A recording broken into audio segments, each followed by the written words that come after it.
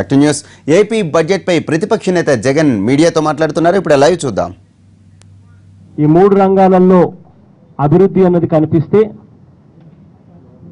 రాష్ట్రం అభివృద్ధి పదంలో ముందుకు పోతా ఉంది గత సంవత్సరం కన్నా ఈ సంవత్సరం అని చెప్పొచ్చు. ఒకవేళ అభివృద్ధి కనిపించకపోతే రాష్ట్రం తిరోగమనంలో ఉంది అని కూడా అంటారు. చంద్రబాబు నాయుడు గారు చెప్పిన 2016-17కు సంబంధించి ఈరోజు బడ్జెట్ ప్రసంగంలో కూడా అవే మాటలే మళ్ళీ చెబుతూ 11.61%తో రాష్ట్రం అభివృద్ధిలో దూసుకుపోతా ఉంది అని అన్నారు. నిజంగా చంద్రబాబు నాయుడు గారు చెప్పిన ఇవే లెక్కలే నిజమైతే మరి చంద్రబాబు నాయుడు గారు 2022, 2029, 2050 దాకా ఆంధ్ర రాష్ట్రానికి సంబంధించిన లెక్కలు చూపించారు. 2022 కల్లా దేశం ఏమన్నాడు, దేశమా 2022, 2029, 2050లో ఫాస్టెస్ట్ గ్రోయింగ్ ఎకానమీ, దేశంలో కల్లా ఫాస్టెస్ట్ గ్రోయింగ్ ఎకానమీ. అదే రకంగా ఇంకా టార్గెట్లలో ఇంకా 2022లో ఒక టార్గెట్ పెట్టాడు, 2029కి మరో టార్గెట్ పెట్టి ప్రపంచంలోనే అన్ని దేశాల కన్నా ఎక్కువ అని కూడా ఇంకో టార్గెట్ పెట్టాడు. 2050లో కూడా ఇంకో టార్గెట్ ఏదో కనిపిస్తుంది మనందరికీ. నేను ఒకటి అడుగుతా ఉన్నా చంద్రబాబు నాయుడు గారిని. ఈ మధ్యకాలంలోనే IMF అంటే మీ అందరికీ తెలిసిందే, ఇంటర్నేషనల్ మానిటరీ ఫండ్, IMF రీసెంట్గా స్టాటిస్టిక్స్ రిలీజ్ చేసింది. దీని ప్రకారము ప్రపంచవ్యాప్తంగా యావరేజ్ జీడిపి, ప్రపంచవ్యాప్తంగా దేశవ్యాప్తంగా యావరేజ్ జీడిపి 3.1% అని, ఇండియా 7.1% అంటే it is the fastest growing country in the world అని ఈ మధ్యకాలంలో IMF స్టాటిస్టిక్స్ రిలీజ్ చేసింది. మరి దేశం మొత్తం 3.1% యావరేజ్గా ఉన్న పరిస్థితుల్లో ఇండియా ఫాస్టెస్ట్ గ్రోయింగ్ కంట్రీగా 7.1% నమోదు చేస్తే మన న్యాచురల్గా ఆంధ్రప్రదేశ్ 11.61% నమోదు చేసింది అని అంటే ఇవాళే ప్రపంచంలో ఇవాళే ప్రపంచంలో నెంబర్ 1 స్టేట్ ఇవాళే ఉన్నాం మనం. మరి 2022 ఎందుకు, 2029 ఎందుకు, 2050 దాకా కూడా ఎందుకు, ఇవాళే ఉన్నాం మనం. 11.61% అంటే దేశం మొత్తం 3.1%లో కదులుతూ ఉంటే భారతదేశం 7.1%తో fastest growing economy in the country, fastest growing economy in the world కింద ఇండియా రిజిస్టర్ అయితే 7.1%తో, ఆ ఇండియాలో 11.61% అంటే వీఆర్ ఆల్రెడీ దేర్. ఎంతగా చంద్రబాబు నాయుడు గారు లెక్కలు చూపిస్తా ఉన్నారన్నదానికి నిదర్శనం చిన్న ఎగ్జాంపుల్ నేను చెప్పింది. ఇంకా చంద్రబాబు నాయుడు గారు బడ్జెట్లో స్పీచ్లో గమనిస్తే చంద్రబాబు నాయుడు గారు ప్రత్యేక హోదాకు సంబంధించిన అంశం కూడా అన్నాడు. 14th Finance Commission has objected giving special status అని చంద్రబాబు నాయుడు గారు బడ్జెట్ స్పీచ్లో అన్నాడు. 14వ ఆర్థిక సంఘం పేపర్ ఎక్కడ ఆయన అన్న మాటలున్నా, 14వ ఆర్థిక సంఘం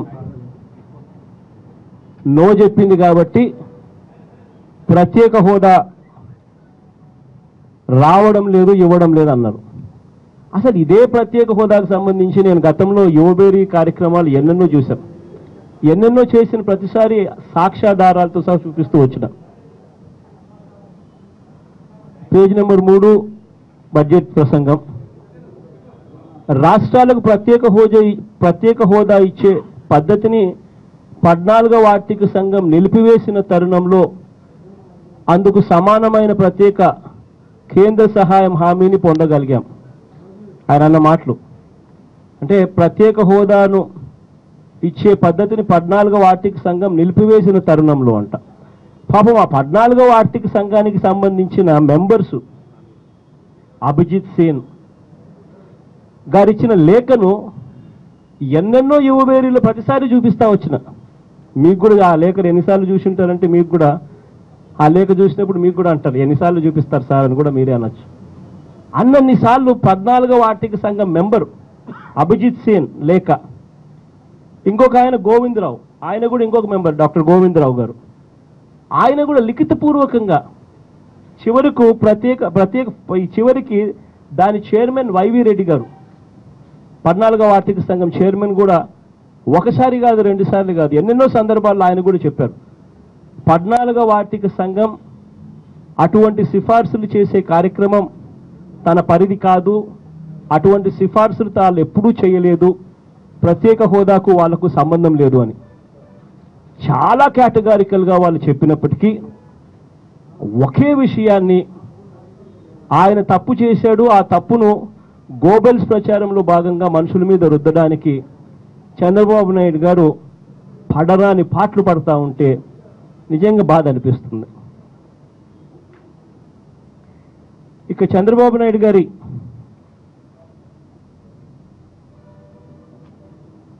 బడ్జెట్ ప్రసంగంలో డిస్కామ్స్కు సంబంధించిన డేటా ఉందన్న మన దగ్గర,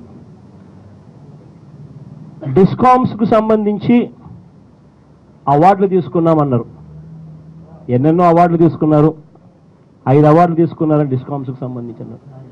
నిజంగా ఆశ్చర్యంగా అనిపిస్తుంది. ఏంటంటే సదర్న్ డిస్కాము, ఈస్టర్న్ డిస్కాము, ఈ 2 డిస్కాములు మన ఆంధ్ర రాష్ట్రానికి వచ్చాయి. ఈ 2 డిస్కాములకు 2014-15తో 2014-15లో 2394 కోట్లు లాసులు ఉంటే 2015-16కు వచ్చేసరికి ఆ లాసులు 3899 కోట్లకు పెరిగింది.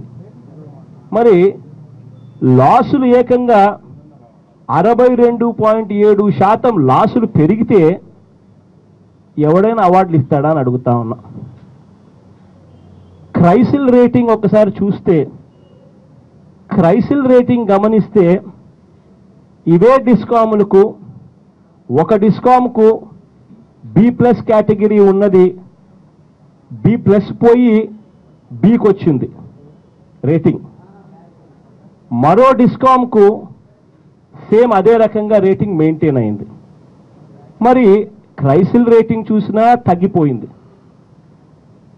లాసులు చూస్తే 2014-15 కన్నా 15-16 62.7% లాసులు ఎక్కువైనాయి 2 డిస్కాముల్లో. మరి ఈయనకి 5 అవార్డులు ఎందుకు ఇస్తారండి? ఎలా ఉంటుందనంటే ఒక పెద్ద శిథిలమైన అయిపోయిన బిల్డింగ్లు ఉంటాయి. ఆ శిథిలమైపోయిన బిల్డింగ్లో అందులో ఒక చిన్న కిటికీ, ఆ కిటికీ దగ్గర బాగా క్లీన్గా పెట్టింటారు. ఆ క్లీనినెస్ కోసం అని చెప్పి అవార్డు ఇచ్చినాడని చంద్రబాబు నాయుడు గారు చెప్తా ఉన్నట్టుగా ఈ అవార్డుల పరిస్థితి.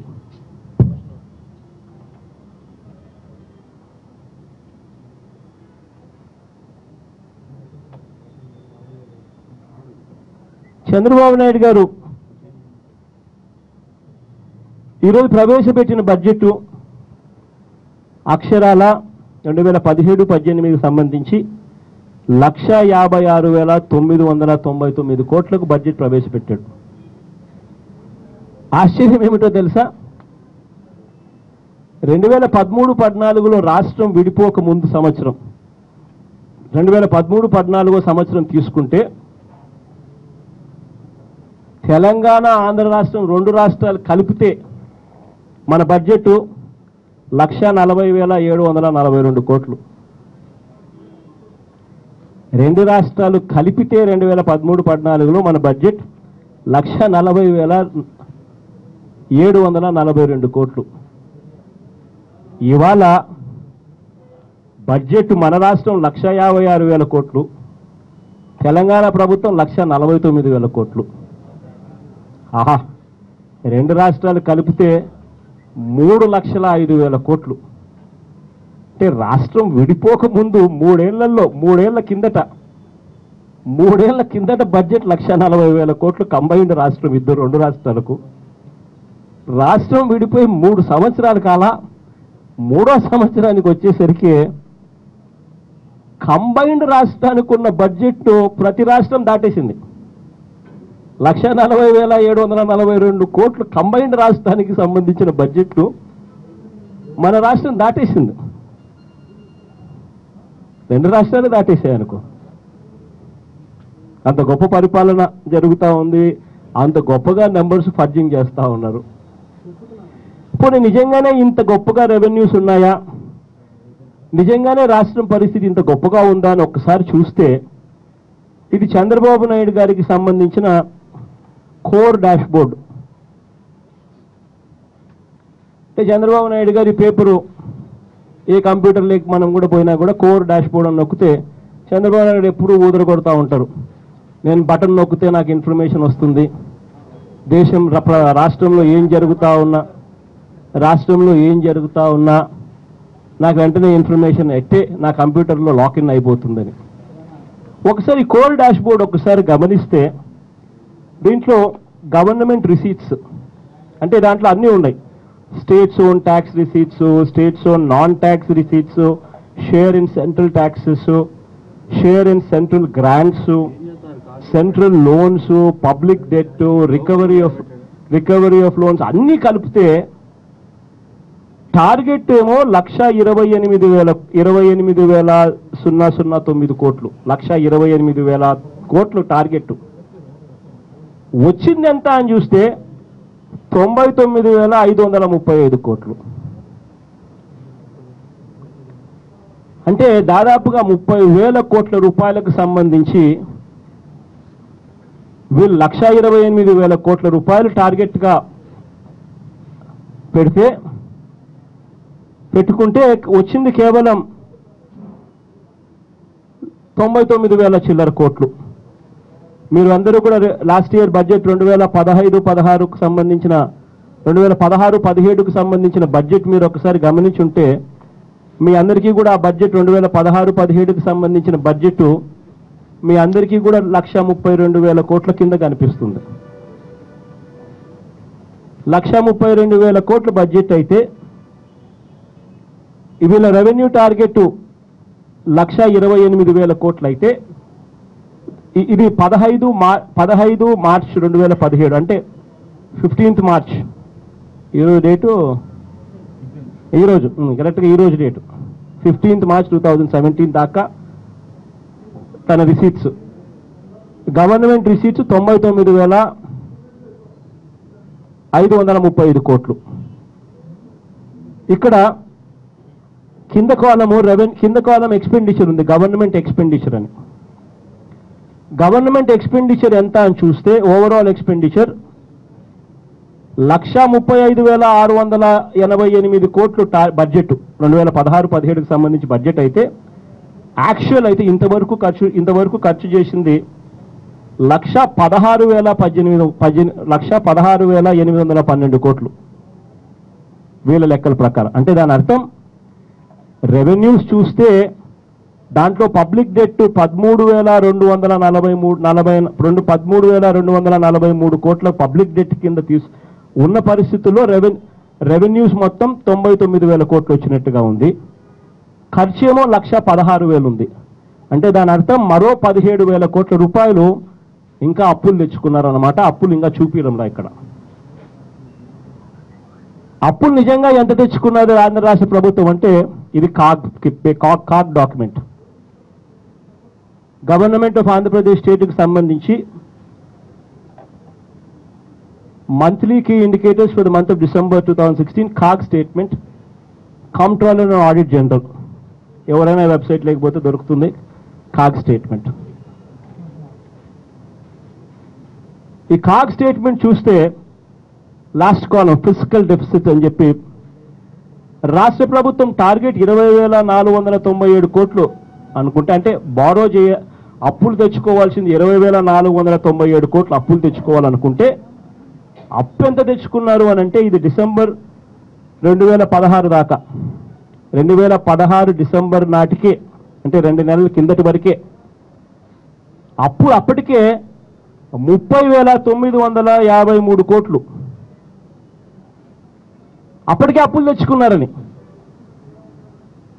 అంటే దాని అర్థము వీళ్ళు తెచ్చుకోవాల్సిన అమౌంట్ వీళ్ళ జిఎస్డిపి ప్రకారం, ఎఫ్ఆర్బిఎం రిస్ట్రిక్షన్స్ ప్రకారం physical responsibility and budget management act ప్రకారం జిఎస్డిపిలో 3% కన్నా ఎక్కువ అప్పులు తెచ్చుకోకూడదు. జిఎస్డిపి 6,03,000 కోట్ల రూపాయలు. అంటే రాష్ట్రంలో మొత్తం ఉత్పత్తి అవుతా ఉన్న వ్యవసాయము, పారిశ్రామిక రంగము, సేవా రంగాలు అన్నీ కలిపితే ఉత్పత్తుల విలువ 6,03,000 కోట్ల రూపాయలు ఉంటే దాంట్లో 3% అప్పు తెచ్చుకోవచ్చు. చంద్రబాబు నాయుడు గారి ఆ దేవరహస్యం ఏంది, ఎందుకు ఆ జిఎస్డిపి పెంచి చూపిస్తున్నారు అంటే దానికి కారణం చివరికి వచ్చేసరికి దీనికి ఎన్నిక వస్తాం. ఆ జిఎస్డిపి ఎక్కువగా చూపిస్తే అప్పులు ఎక్కువగా, దాంట్లో 3% అప్పు తెచ్చుకోవచ్చు ఎఫ్ఆర్బిఎం రిస్ట్రిక్షన్స్ ప్రకారం. సో దాని ప్రకారము వీళ్ళు 20,000 కోట్ల రూపాయలు మించి తీసుకునే అవకాశం లేదు. అందుకనే ఇక్కడ ఫిజికల్ డెఫిసిట్ 20,497 కోట్ల కింద రాస్తే డిసెంబర్ నాటికే 30,000 కోట్లు, 30,953 అంటే 31,000 కోట్లు అప్పులు తెచ్చుకున్నారు. 31,000 కోట్లు డివైడెడ్ బై 6,03,000 కోట్లు జిఎస్డిపి మీద వేసుకుంటే 5.12% జిఎస్డిపిలో బారోయింగ్స్. 3% కాస్త ఇట్ ఈస్ ఆల్రెడీ క్రాస్డ్ 3% దాటిపోయి 5.12% బారోవల్స్ డిసెంబర్ 31 నాటికి. కోర్ డాష్ బోర్డులో రెవెన్యూస్ చూపుతా ఉన్న పరిస్థితి. దీనికే కేంద్ర ప్రభుత్వం చివాట్లు పెడుతుందేమో నాకైతే తెలియదు, కానీ ఏ రకంగా చంద్రబాబు నాయుడు గారు ఈ మాదిరిగా అప్పులు తెస్తా ఉన్నాడు. చంద్రబాబు నాయుడు గారు అప్పులు తీసుకొచ్చే అవకాశం చంద్రబాబు నాయుడు గారికి లేదు కాబట్టి, ఆర్బీఐ రిస్ట్రిక్షన్స్ ఉంటాయి కాబట్టి తను ఏం చేస్తున్నాడు తెలుసా? పెన్షనర్ల డబ్బులు ఏదైతే మన గవర్నమెంట్ ఉద్యోగస్తులు పెన్షనర్ల డబ్బులు పెట్టింటారో అదేదో వాళ్ళ అత్తగారు సొత్తు అన్నట్టుగా తన ఇష్టం వచ్చినట్టు తీసుకుంటాడు, తన ఇష్టం వచ్చినట్టు ఎన్నికిస్తూ ఉంటాడు. ఇది రొటీన్గా జరుగుతూ ఉంది. చాలా చాలా డేంజరస్ సిమ్టమ్ ఇది.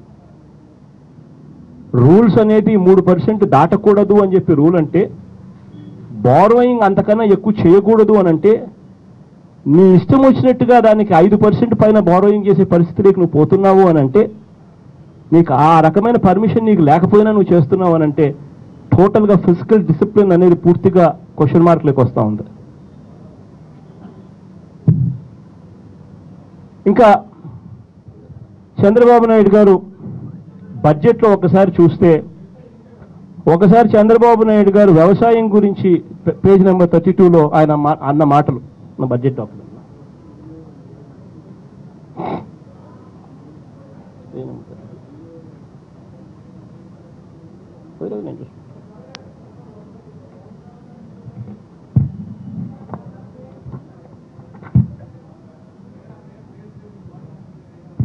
Page number 32 budget document Chandrababu వ్యవసాయం గురించి మాట్లాడుతూ, ఒక్క ఏడాది రికార్డు వ్యవధిలో పట్టిసీమ ఎత్తిపోతల పథకాన్ని ప్రారంభించడం ద్వారా గోదావరి కృష్ణా నదుల అనుసంధానం చేయడమే దీర్ఘకాల స్వప్నం నెరవేరింది. 2015-16లో 8 శతకోట గణపుట అడుగుల గోదావరి జలాలను కృష్ణా నదిలోకి మళ్లించడం ద్వారా 8 లక్షల ఎకరాలలో ఖరీఫ్ సాగును అందించగలిగాం. తద్వారా 2,500 కోట్లు విలువగల దిగుబడి సాధించాం. ప్రస్తుత సంవత్సరం 56 శతకోటి గణటపు అడుగుల జలాలను ఖరీఫ్ సాగు నిమిత్తం మళ్లించడం వలన ఒక్క కృష్ణా డెల్టాలోనే 10.65 లక్షల ఎకరాల మేరకు పంటలు కాపాడగలిగాం. చంద్రబాబు నాయుడు గారు అన్న మాటలు ఒక్కసారి వాస్తవ పరిస్థితి ఏమిటని ఒక్కసారి గమనిస్తే, ఇది socio economic survey page number 287. ఇది సోషో ఎకనామిక్ సర్వే అంటే ఈ పుస్తకము రాష్ట్ర ప్రభుత్వమే ఈ పుస్తకం ఈ రోజే ఇచ్చింది. సోషో ఎకనామిక్ సర్వే రాష్ట్ర ప్రభుత్వం ఇచ్చిన పుస్తకం. ఈ socio economic survey page number 287 ఒకసారి గమనిస్తే, దీంట్లో production of food grains area and production of food grains అన్న కాలం ఒక్కసారి గమనిస్తే ఈ 13 జిల్లాలకు సంబంధించిన డేటాలో 2008-9 అంటే రాజశేఖర రెడ్డి గారు దివంగత నేత ముఖ్యమంత్రిగా ఉన్నప్పుడు ఈ 13 జిల్లాలకు సంబంధించి 42.70 లక్షల హెక్టార్లలో పంట వేసి 120 కోట్ల రూపాయలు కడితే చాలు, వాళ్ళు గ్రామాలను ఖాళీ చేసేస్తాము, R&R ప్యాకేజ్ కింద మా గ్రామాలను మేము ఖాళీ చేయిస్తాము, తెలంగాణ వాళ్ళు 120 కోట్ల రూపాయలు మాకు ఇవ్వండి అని 2 ఏళ్ల నుంచి అడుగుతా ఉన్నారు.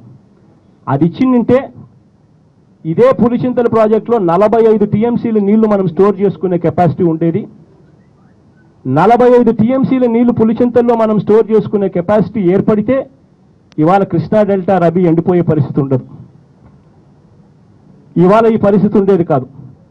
120 కోట్ల రూపాయలు పులిచింతలకు ఇవ్వడు, 136 కోట్ల రూపాయలు కరెంటు బిల్లులకు పెట్టి పట్టిసీమ నుంచి నీళ్లు లిఫ్ట్ చేసి ప్రకాశం బ్యారేజ్ సముద్రంలో 55 టీఎంసీ నీళ్లు కలుపుతాడు, అక్కడి నుంచి 42 టీఎంసీలు తీసుకొచ్చి. ఇది చంద్రబాబు నాయుడు గారి గొప్ప విజన్.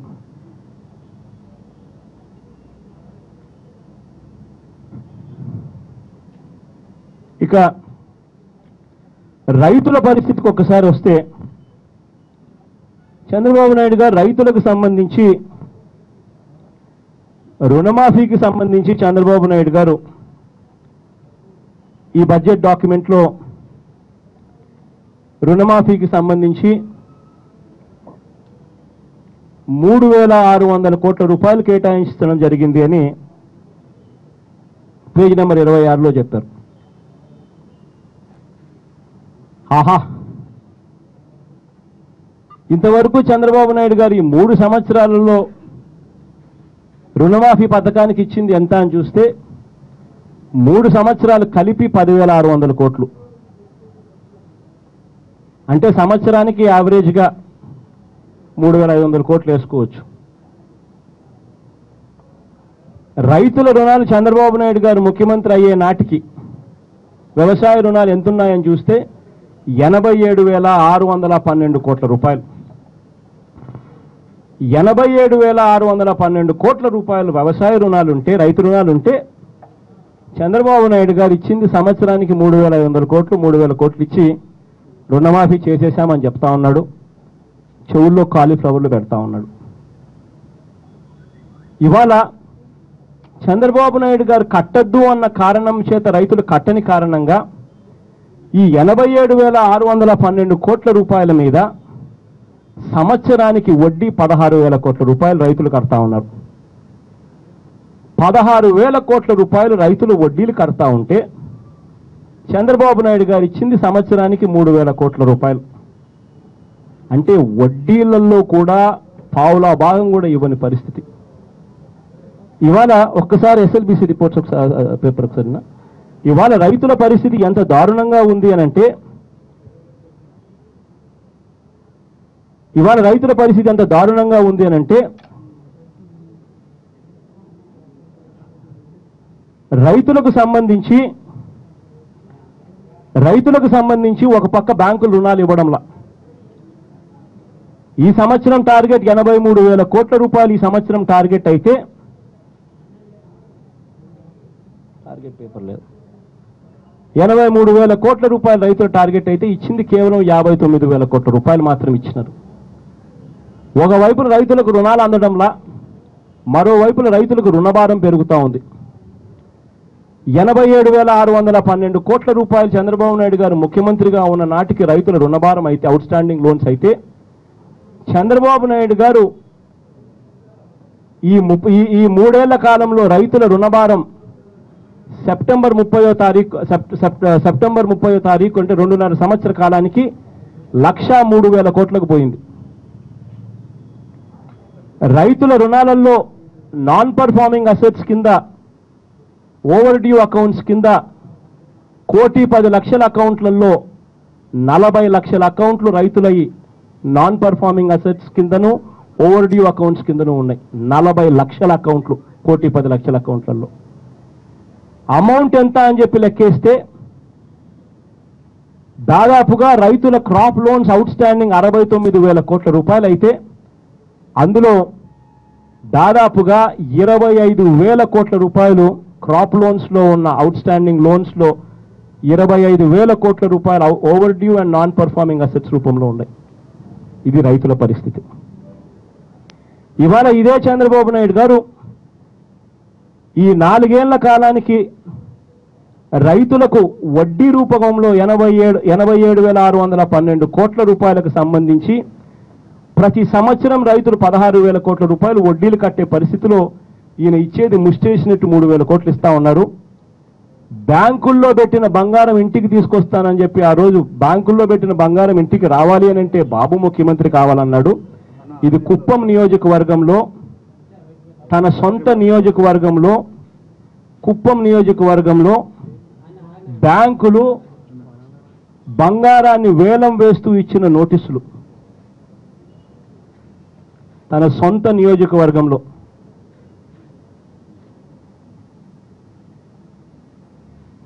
ఇది రైతుల పరిస్థితి.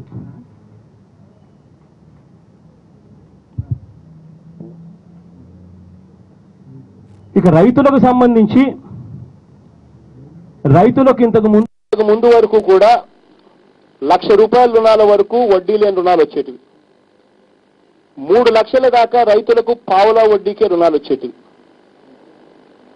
ఇవాళ ఇదే చంద్రబాబు నాయుడు గారు వ్యవసాయ బడ్జెట్లో ప్రవేశపెడుతూ ఈ రైతులకు సంబంధించిన ఇంట్రెస్ట్ సబ్వెన్షన్ వడ్డీ లేని రుణాల పథకానికి ఎంత డబ్బులు కేటాయించాడని చూస్తే 172 కోట్ల రూపాయలు కేటాయించాడు.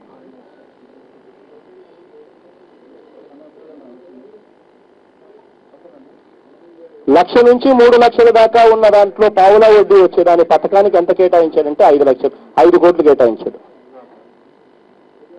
ఒక్కసారి ఇదే చంద్రబాబు నాయుడు గారు ఇదే వ్యవసాయ బడ్జెట్ ఒకసారి చూస్తే రైతులకు ఇచ్చిన క్రాప్ లోన్స్ 45,000 కోట్ల రూపాయలు బ్యాంకులు క్రాప్ లోన్స్ కి ఇచ్చాయి అని చెప్పి